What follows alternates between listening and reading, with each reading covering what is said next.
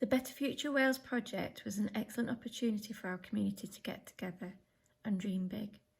The big dream would be to move forward with some of the visions that we discussed, creating a culture of visioning and moving with actions to support our community environment, which is particularly important for our positive recovery from this pandemic.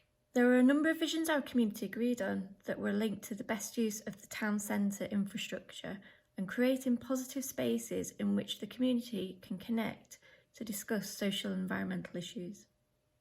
There was an agreement that our discussions need to be more inclusive of groups that we know are missing from current community networks, including people with disabilities, learning disabilities.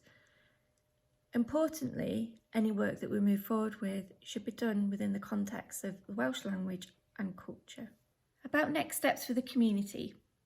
A number of the workshop participants would like to continue with these discussions to plan actions that can help us move forward to meeting those visions we agreed. The three enterprises involved in the visioning workshops are considering together how they can move forward with this, build capacity in their enterprises and recruit communities of interest that we know are absent from these discussions so that they can also be included and so that we can hear their voice.